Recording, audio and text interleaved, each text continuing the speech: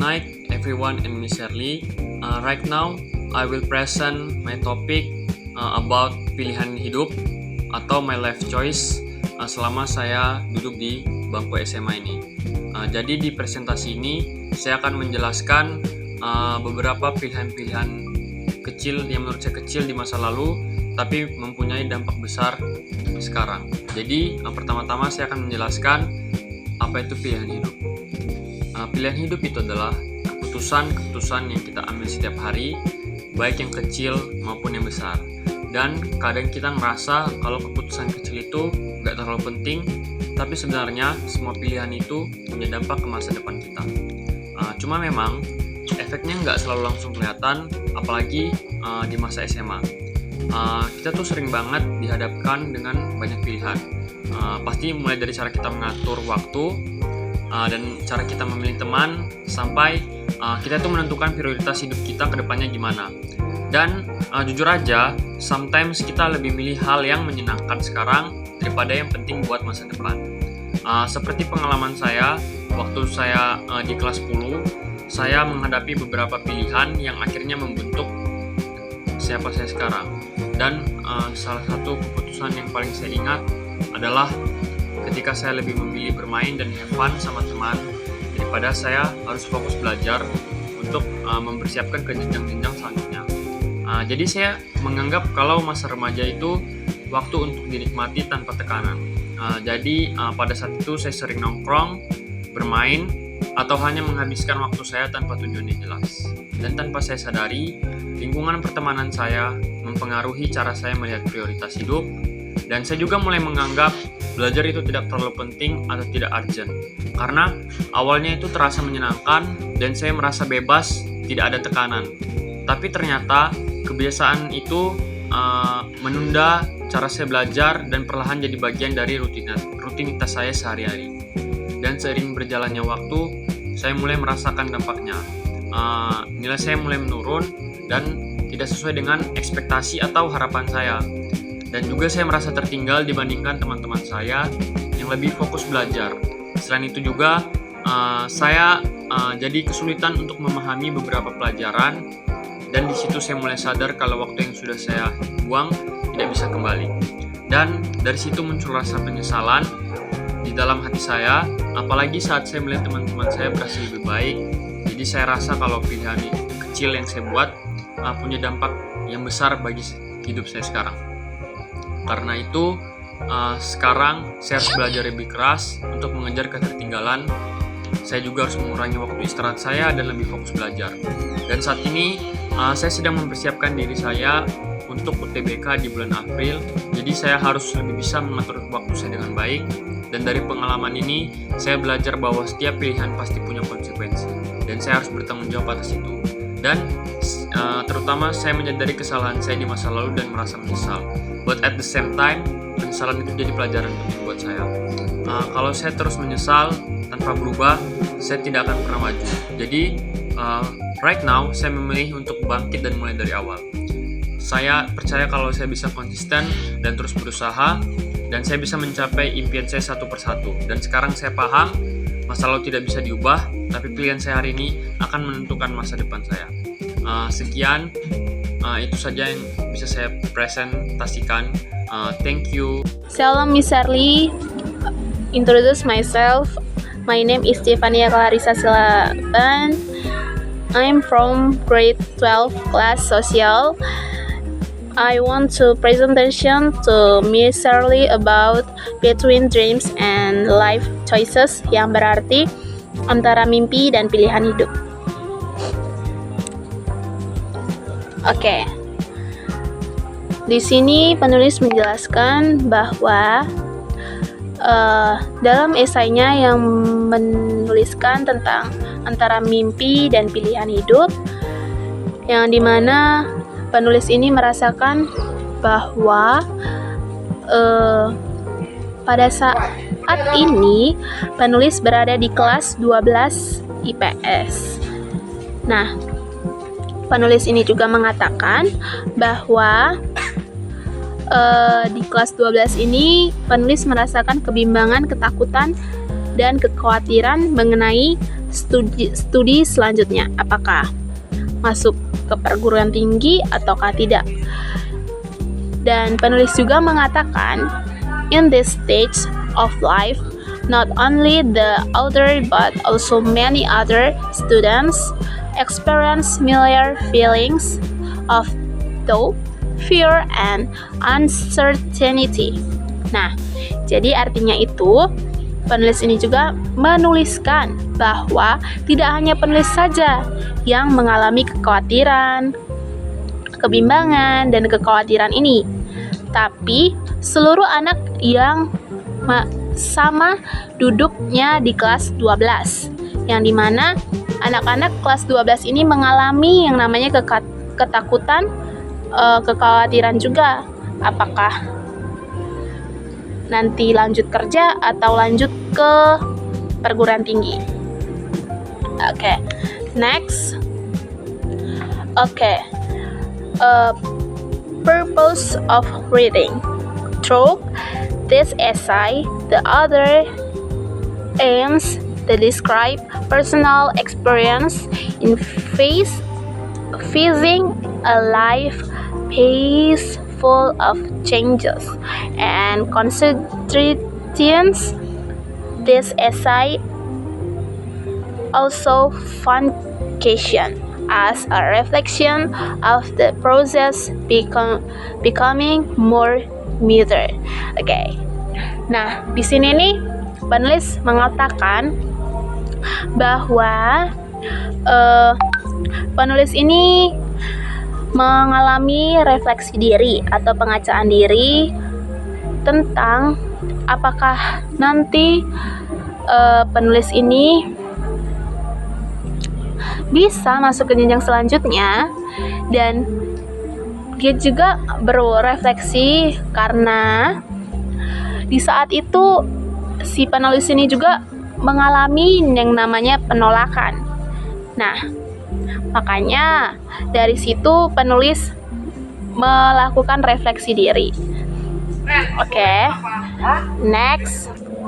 Nah, selanjutnya content junior high school experience. The author journey began with the experience of choosing a junior high school, where the author had a strong desire to be accepted into a public school due to its quality and supportive learning affirmation. Although the other felt very confident because of the zoning system and family support. The process remained changes due to high competition for the experience. The other began to understand that achieving dreams requires not only effort but also patience and mental willingness to face its outcomes. Oke. Yang dimana artinya penulis ini menceritakan pada masa penulis ingin menuju ke jenjang selanjutnya, yaitu SMP atau sekolah pertama menengah. Nah, penulis ini sudah merancangkan berbagai macam yang namanya untuk masuk ke jenjang selanjutnya dari SD ke SMP. Namun Tuhan berkata lain, yang dimana si penulis ini ditolak, dimana penulis ini merasakan yang namanya kekecewaan di dalam dirinya dan mentalnya merasa menjadi takut karena akibat ditolak itu. Dan dia juga berpikir kenapa dia bisa takut dan mentalnya terguncang, karena kakaknya si penulis ini, dia kan juga sama daftarnya sama kayak adiknya tuh, sama kayak penulis, jalur zonasi. Namun kakaknya ini diterima dan adiknya ini tidak diterima. Jadi bagaimana mental itu tidak tidak masuk atau menggoncang dirinya. Oke. Next, content senior hikes experience. Nah, oke. Di sini juga penulis ini dia menceritakan kembali bahwa dari jenjang SMP ini ke jenjang selanjutnya, yaitu SMA, sekolah menengah atas. Si penulis ini mengatakan bahwa hal yang sama terjadi, yaitu penolakan yang kedua kalinya. Oke, gimana? Yang hal sama lagi, kakaknya keterima jalur yang sama, yaitu zonasi, dan adiknya tidak diterima di jalur zonasi. Nah, dikarenakan hal yang sama itu terjadi pada awal sebelum pengumuman, penulis itu berusaha untuk tidak berekspektasi tinggi seperti yang tadi dari SMP ke jenjang berikutnya. Jadi dia berekspektasi, ya sudahlah, kayak berserah kepada Tuhan aja. Kalau misalnya tidak diterima ya sudah, kalau diterima ya sudah. Oke, and the next. Jadi kesimpulannya adalah penulis ini melakukan refleksi dirinya, yang dimana penulis ini juga mengalami kebimbangan karena antara memilih pilihan sendiri atau pilihan dari orang tua. Jadi dia berdoa dan memikirkan untuk kedepannya apa yang harus dia lakukan, dan ternyata yang harus dia lakukan adalah mengikuti apa yang dikatakan orang tuanya, yaitu untuk berkuliah di Lampung saja. Sekian dari saya, terima kasih. Good morning everyone, and Miss Shirley. I will present my topic is a journal of feeding direction amid exploration. Artinya perjalanan menemukan jati diri di tengah ekspektasi. Ini saya akan membahas tentang perubahan dan ekspektasi. Perubahan yang dimaksud adalah perubahan saya pada saat saya lulus dan bersekolah di luar Lampung. Itu menjadi kepindahan saya pada awal saya pergi. Itu bukan hal yang sangat sulit, bukan hal yang sangat mudah bagi saya, tapi itu harus belajar untuk beradaptasi pada lingkungan yang baru, dimana saya dulu nih kayak lebih ke introvert, dan ya mungkin cara belajar di sana juga berbeda, cara berbicara juga berbeda. Nah, perubahan yang kedua adalah munculnya antara kenyamanan lingkungan asal atau menghadapi tantangan baru. Kalau misalnya kenyamanan lingkungan asal itu kita merasa aman, dan karena banyak teman ya saya sendiri merasa aman. Kalau misalnya kita di lingkungan baru itu tuh lebih memberi kesempatan kepada saya untuk berkembang ke depannya. Ini saya akan membahas tentang ekspektasi. Ya, yang dimaksud ekspektasi ini, ekspektasi orang tua saya itu demi melatih kemandirian saya. Orang tua ini niatnya baik kepada saya, tapi saya ini kayak ngerasa jadi beban. Nah, apalagi kalau misalnya saya itu belum yakin atau belum bisa berani jauh dari orang tua, itu kayak saya ini kayak merasa lebih susah untuk menjalani kehidupannya, memicu kecewaan yang mendalam. Dan munculnya rasa kecewa ini karena akibatnya rasa cemas yang mendalam akibat takutnya tidak bisa bersosialisasi tentang lingkungan baru. Ini adalah hal yang wajar sebenarnya. Kalau misalnya remaja keluar tanpa ada dampingan dari orang tua, ini adalah hal yang wajar.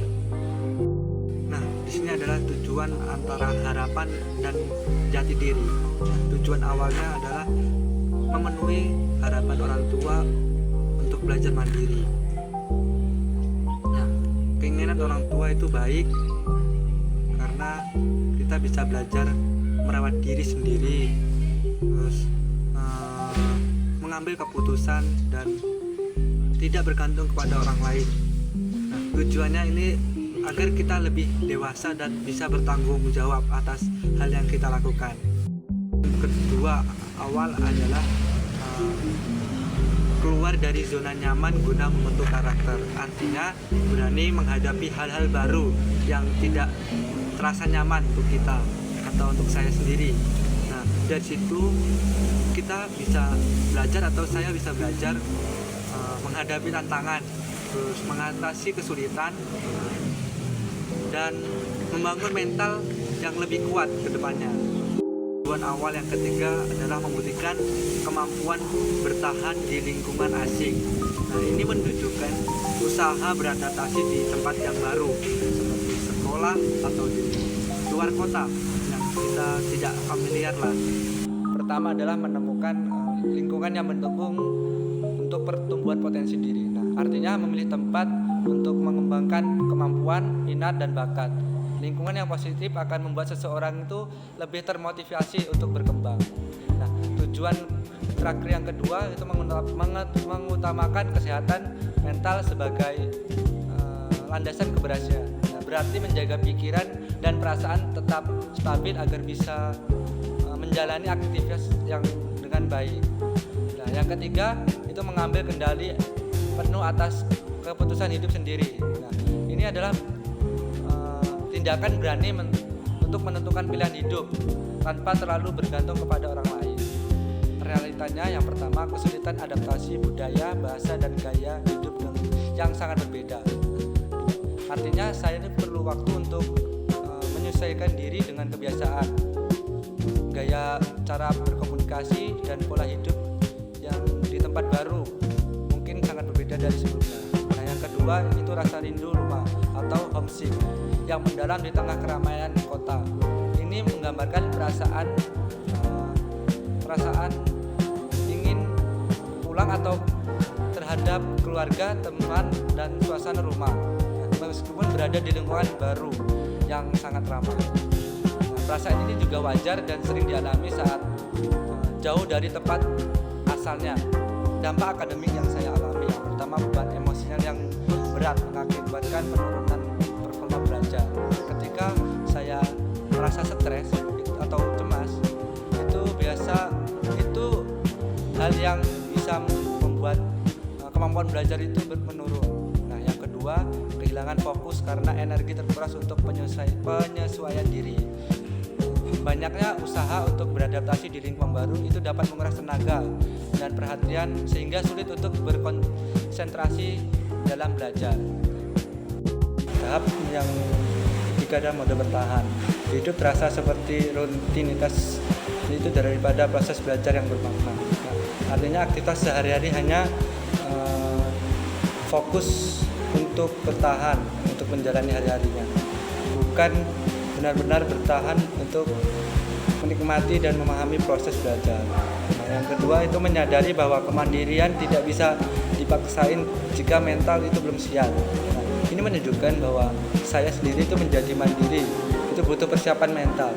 Jika dipaksain saat belum siap, itu justru bisa menimbulkan stres dan kesulitan sehingga perlu proses yang bertahap. Keputusan besar dan makna perpindahan. Yang pertama itu memutuskan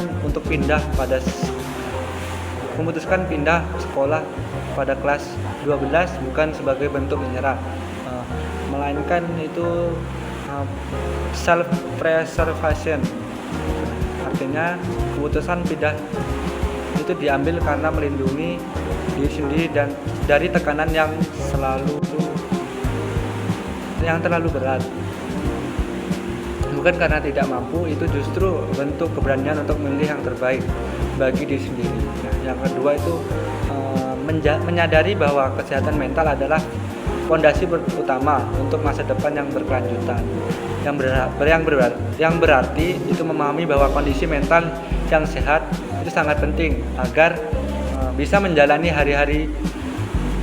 hidup yang itu mempunyai tujuan dengan baik dalam jangka panjang atau jangka yang kedepannya. Kita harus berani berkata tidak pada ekspektasi yang tidak realistis demi lingkungan yang lebih suportif. Kita harus berani menolak segala tuntutan yang terlalu membebani agar bisa memilih lingkungan yang lebih memahami dan mendukung perkembangan kita.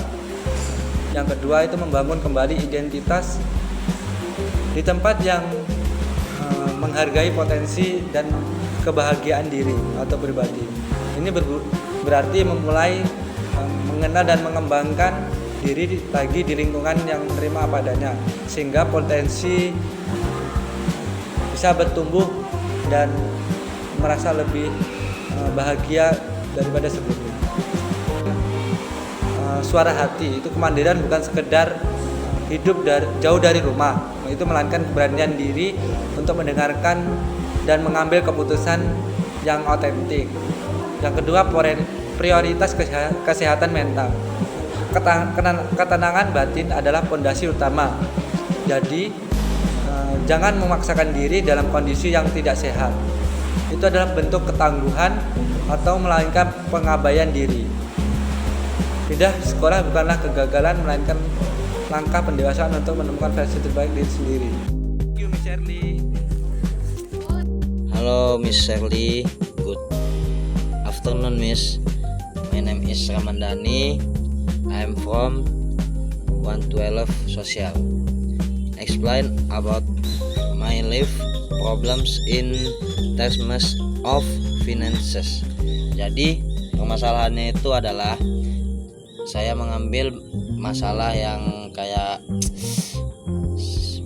keuangan, karena saya ini mengambil masalah keuangan dikarenakan saya suka sekali yang namanya menghabiskan uang dengan tidak bijaksana. Makanya dari situ saya mengambil yang namanya permasalahan tentang uang. Jadi kita tuh jangan pernah yang namanya mengikuti tren-tren TikTok. Habis itu intinya jangan pernah yang kita membeli barang-barang walaupun itu lagi tren. Intinya kita jangan pernah yang namanya membeli barang tersebut, karena barang tersebut itu tidak menjamin barangnya bagus apa tidak dan tidak sesuai harga. Barangnya jelek, harganya mahal. Itu bisa dikarenakan kayak mereka tuh mengasih kita promo supaya melihat di bahannya itu dibagus-bagusin sama mereka, dinaik-naikin bahannya, diomong-omongin bagus, padahal bahannya disitulah jelek dan harganya tidak sesuai harga dan harganya itu tidak sesuai bahan.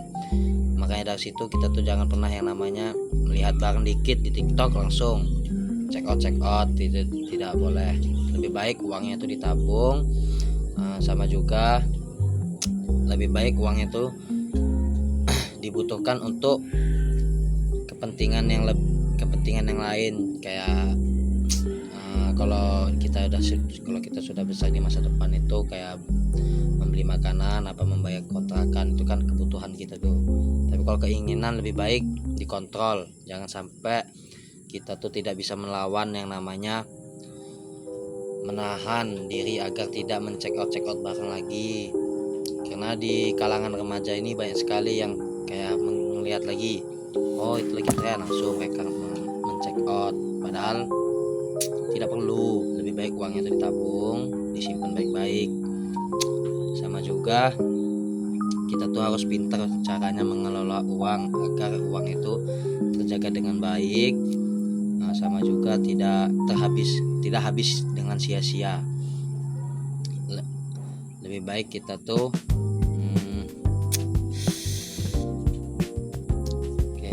dan sama juga biasanya saya tuh suka sekali menghabiskan uangnya itu dengan cara yang tidak baik, kayak contohnya tuh seperti beli hal-hal yang lain, kayak suka nongkrong bareng kawan. Itu kan nggak mungkin kita ngeluarin uang, pasti ngeluarin nongkrong bareng kawan.